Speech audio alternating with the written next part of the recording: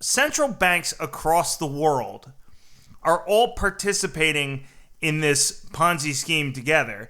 And they are, because this is what I think about, right? I think about, does it give the system more room to run and more leeway to these ridiculous policies that the chickens will have to come home to roost at some point? But does it kind of give it more runway if all the central banks across the world all are participating at the same way, and they're all stimulating kind of the same percentage of GDP, and they're all increasing the money supply together? I mean, isn't there an argument that if all of these major central banks are doing the same thing, which is what's happening now, right? I keep watching. Okay, the Royal Bank of Australia, or whatever the hell it's called, the ECB, the Bank of Canada, they're all kind of making these accommodations together. So talk about whether or not you think that kind of helps sustain the path forward, and maybe whether you think it's possible that one central bank puts their foot down, and what that might do to the system if they changed course unannounced. Yeah, so that's a really interesting question. I think as far as the central banks acting in unison, it does give the system, the fiat system, more runway. But I would argue that if the Fed takes interest rates negative, then you could run into some huge unintended consequences. Because if you've got, there's three major currencies. Let's call it the yen, the euro, and the dollar right now.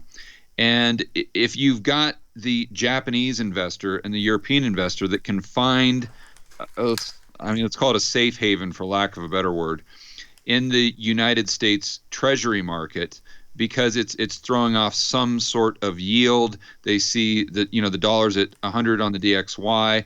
They don't see too much inflation. And also, what's interesting from a foreign investor standpoint is they're not really looking at, or I would assume that they're not really looking at inflation risk. Why is that? Because their bills aren't denominated in dollars. So what they're more concerned with, most likely, is the exchange rate between their home currency and the dollar. So as an example, let's say we had 10% inflation in the United States. So for someone like yourself that has their expenses denominated in dollars and their income, that would be huge. That would be a big deal. You'd be like, I don't want to be in the bond market because I'm going to be paid back with cheaper dollars. But let's say you're a yen investor and the dollar, well, better yet, a euro, because the DXY is more tied to the euro than it is the yen. So let's say you're a euro investor and the inflation rate domestically in the United States is 10%, but the dollar on the DXY is staying right around 100, consistent. Well, you don't care. You don't care about the inflation rate domestically. You care about the exchange rate. And if you're going to take a haircut there because the dollar goes down against your euros, assuming that you're investing in treasuries. So my point is, if the United States takes their interest rates negative along with Japan, then there's absolutely no safe haven for fiat currency. Then if you're an exporter like Japan, meaning you have a trade surplus, what do you do with all these additional dollars that you're getting? You now, all of a sudden, right. Let's say the U.S. is -2, and now it's better to go into JGBs, but the central bank owns all of them. And then do you really want to go into there's no release valve, and I'm not smart enough to know all of the unintended consequences. That's probably a better question for someone like Schiff, but it can't be good. Do you think that there's a chance one of these central banks, I always think about China, right? I feel like we could wake up one morning and China is just going to say, we're not playing ball anymore. We're not doing it.